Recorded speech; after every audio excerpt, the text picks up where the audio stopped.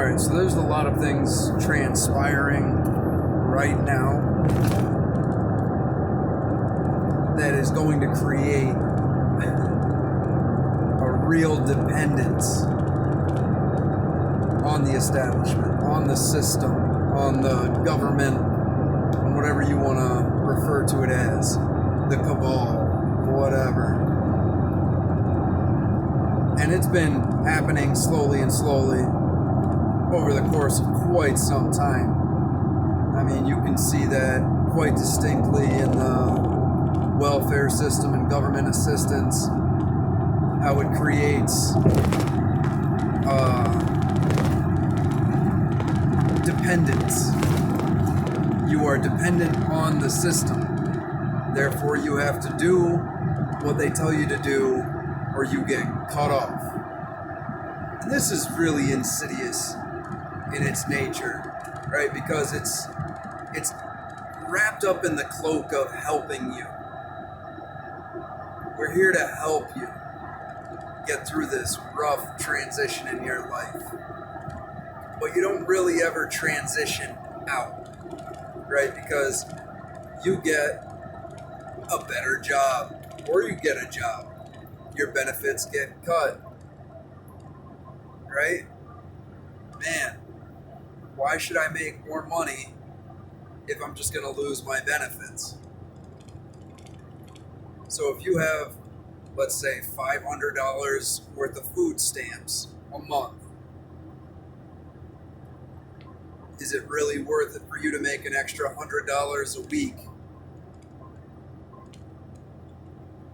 to lose your food stamps? Right, because it's like, what, 20-some thousand dollars for assistance in different regards. It's all states, it varies. But once you reach a certain point, you no longer get the things that you need. So like the transition out of welfare, government assistance, is more painful than it should be. This is a terrible, terrible trap. Now, a lot of people are woven into it. Created by the socialistic, capitalistic, crony capitalistic, socialistic government that we have currently. Okay. Then you have colleges, which used to be affordable before the government got involved and decided to back the student debt, basically co-sign for the student. This young child who is supposed to know at the age of 18 what they want to do for the rest of their life. And then there's all sorts of social pressures, family, the schools, because you go through all of high school, they tell you to get to college, right? And the whole grading system that they utilize is based off of obedience, not intelligence. So you take these very malleable minds and you indoctrinate them into thinking that they need the system, right? And so let's say 18, you go to college, 4 years, you come out, you're 22. Now, you were just told to go to college, but you didn't know what you wanted to do, so you kind of just puttered about doing this and that and whatever, and you didn't really come out of it with any type of actual skill acquisition that is deemed important in the real world. Because a lot of college graduates have jobs that they could have gotten out of high school. Or worse yet, you partied while you were in college and you dropped out or you flunked out or what have you. And now you have all that debt that you cannot default on. You cannot claim bankruptcy toward it. You can't do whatever. And you did what they told you to do. And now you've also probably been indoctrinated into some socialistic thinking, if not full-blown communistic thinking. You've been exposed to this entire woke agenda that is being used to divide the masses. Right? There's a narrative being sown that you are compassionate and you are just and you are whatever when you gobble up all of this shit that they spew for you, it's laughable. They give you a very one-sided view of the world and tell you that this is all there is. And then there's all sorts of social influence or social pressures, social influence, that gets you to think that this is the way the world works. Now you have all of this debt, which is interest quite heavily because you were young when you got out this loan. And so you can have $10,000 worth of debt, for example, that gets up to $30,000 quite easily after a few years of neglect. And a lot of people have it way worse than that. But the government's involvement is what made it so expensive in the first place. Because instead of you having to go out and get a job and work part-time while you're in college, right, paying for it in the beginning or as you go, now everything's geared towards living on campus, paying for all of this stuff with debt instead of money up front. Right? There's a lot of pressure to go to college. And this was very wrong. Now, college is very useful if you need a particular career and you do know what that is and you are strict about how you go through the whole process. And then you pay off your debt, you do what you gotta do, and everything's all good. But that didn't happen for a lot of people. And I understand that to a certain extent. It is, in fact, their fault.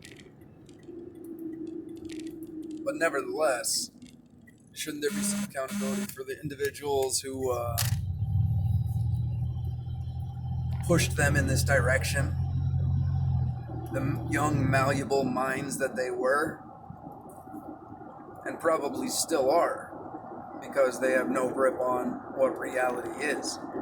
Like how things function in practice as opposed to in theory. And now, of course, you don't know what you don't know.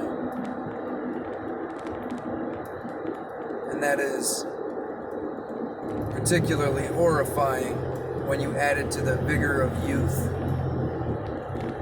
and resentment, anger, betrayal.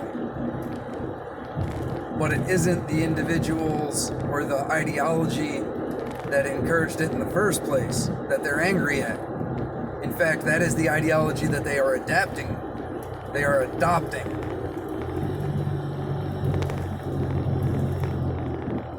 It's been an insidious plot for quite some time. The indoctrination of our youth. We are starting to see it manifest full circle as these individuals who go through college then go on to work in areas all over the country. All different sorts of positions and all sorts of different companies. Right? It's growing in our nation like a cancer.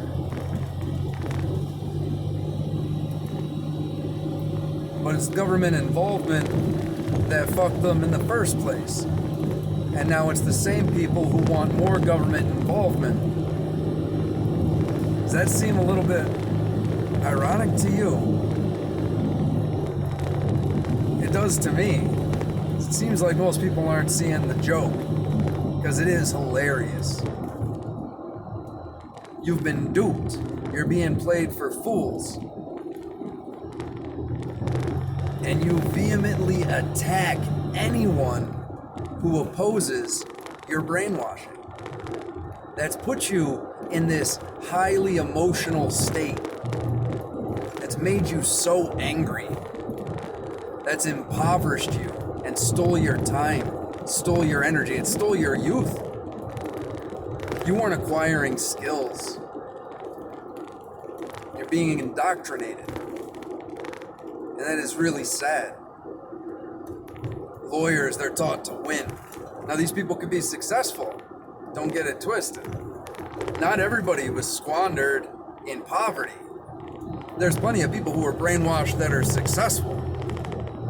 right? Like you look at doctors and the educational system that they run through, that's all paid for by big pharmaceuticals. Yeah.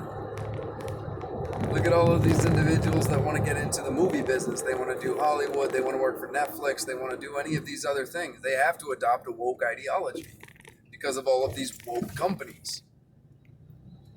But they've already been trained for that in college, in high school. It is about the erosion and the flipping everything on its head. And it's crazy how they blame everything except for what has caused it. But I digress on that point. Denial's not just a river in Egypt. You know, you guys need to wake up. All right, now, housing and property. Property has gone hand in hand with human rights. If we lose property, we lose our rights shortly after. We are slowly becoming a society of renters who are very much dependent on the system. People living in the cities are very much dependent on the system. If you do not have enough land to be self-sustaining,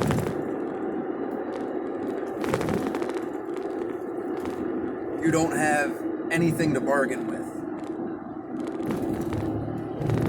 Right? It was the landowners, the private property population who amassed influence enough to demand their rights.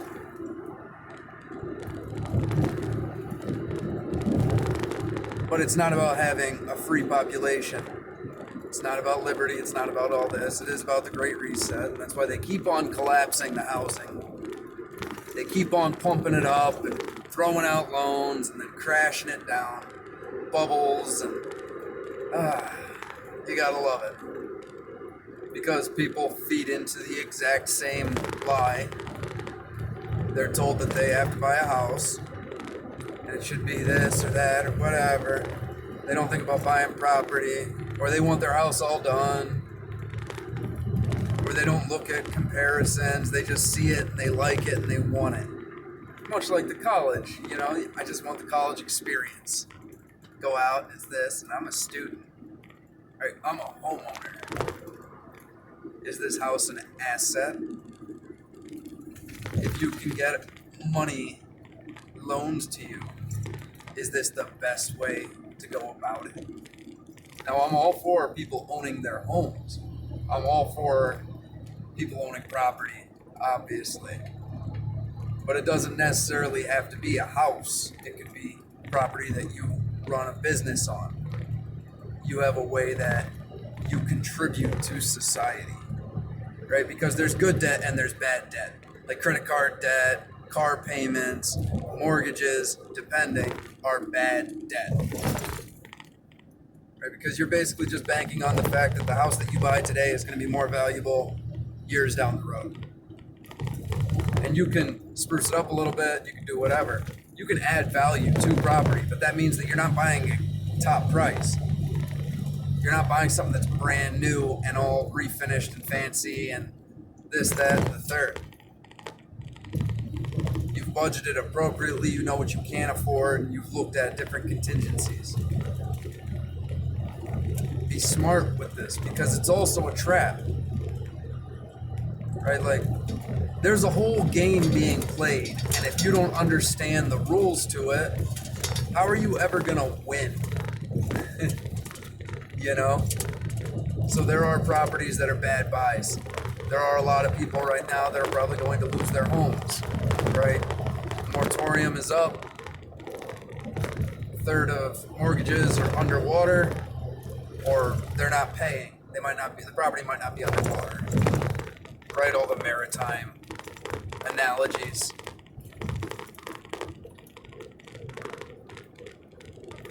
Right. So that's something to keep an eye on. A lot of people are going to be evicted. And of course, you got BlackRock buying up properties and all this other fun. Right? The boomers are starting to sell their houses because they're getting offered a lot of money. They can retire. They can do whatever. They don't need a big house. All the kids are grown.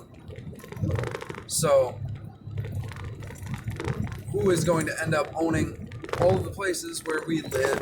All of the farms are being bought up by billionaires and different joint ventures, but notably like Bill Gates, George Soros, all them. Yeah, no. So, I guess we'll see how things play out, right? Just be aware of the insidious nature of these things, right? Because they have wreaked havoc on the middle class for so long. And it's something that we need to be continually aware of and actively work against. Right? Because indoctrination isn't just like, sit down and let me tell you about how great capitalism is. No, it has to be a subtle narrative that is interwoven through all sorts of things. Right? Like, people want to raise the minimum wage. Nobody wants to talk about working on production. Right? Like, the more you do, the more you make. The faster you go, the more money you make an hour.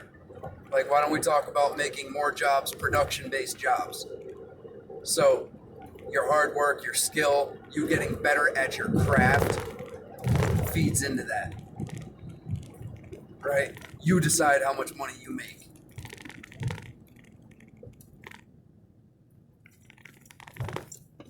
So,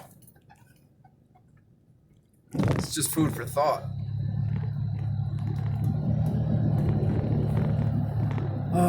People need to do a lot of self-examining.